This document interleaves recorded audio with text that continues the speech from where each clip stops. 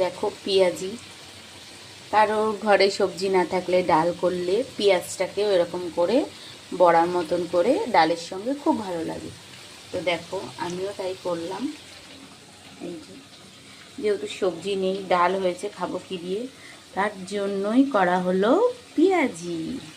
আর এই যে আমাদের কষা কষা গিলে মেটে, দেখো কালারটা দেখো, শুধু কালার দেখলেই খেতে ইচ্ছা করে যাবে।